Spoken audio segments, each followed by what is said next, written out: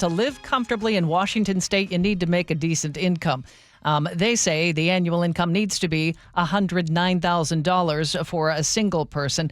They is Smart Assets 50-30-20 rule analysis. As I was telling you this, I knew G. Scott was going to have something to say about it, and what do you know?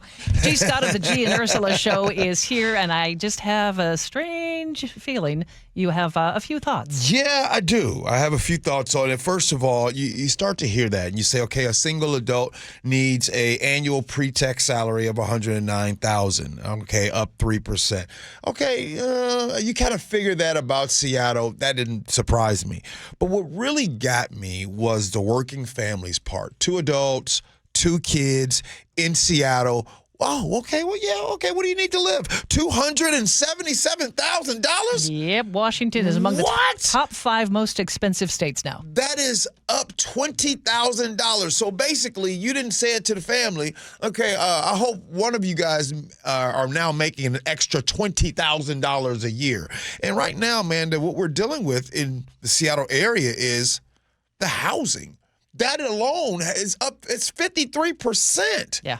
That is rough. So you talking about states right now, the only states that are in front of us when it comes to single family, a single adult, Hawaii, Massachusetts, California, New York, New Jersey, and Maryland. You know, I'll stop right there. I'll stop right there because, Amanda, this is a topic that we have and talk about constantly. I know I've talked about it with you all. We're constantly coming in talking about things going up, the cost of living, and I know even people listening right now, you're probably hearing about it, but we have to talk about it.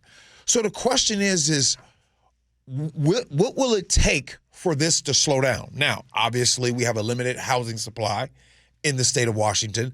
That needs to be addressed like yesterday, right? But I just don't know when and if it's going to stop. It feels like it won't stop, and it feels like the only thing you can do to combat this is either A, make a lot of money, or B, move. Well, easier said than done on both fronts, right? I can't instantly make more money, and I can't move.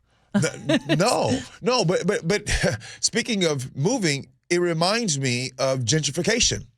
Right? That happens throughout the country. You know, there were a lot of people that lived near the city all across the country, the same people that were redlined.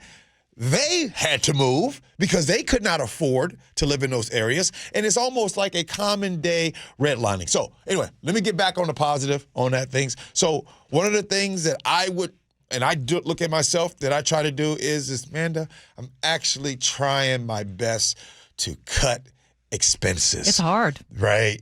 That is the hardest part. And I'm talking about the little things. Even sometimes there's been times in my life where I'm like, okay, a savings of $10, that's no big deal. But yes, actually a saving of $10 here, a saving of $5 there. Adds up. Put a cap on my Amazon spending, put a cap on my restaurant spending. I don't need a new car. Let me go get a used car. Just all of these different things. But I just know that we're constantly, time and time again, are coming in here talking about when these you topics. say the Amazon spending, that is really difficult because it's just so easy to spend money now. It is so easy. And I've found myself, I don't know if anybody else does this, but when you're bored or you're doom scrolling and you just need something to do to pass time, you've already looked at all your social media. You've already looked at all your news. And then you're like, oh, that's right. I needed a stick of deodorant. And it's a trap. And you go to Amazon and you get you a stick of deodorant and you get some lipstick and you get some bleach and you get some, man, before you know it. So again, I hope Amazon starts to give, you know what Amazon could do? You know what? Amazon could really give us all some money here in the state of Washington, and that way we can all be on UBI. All right.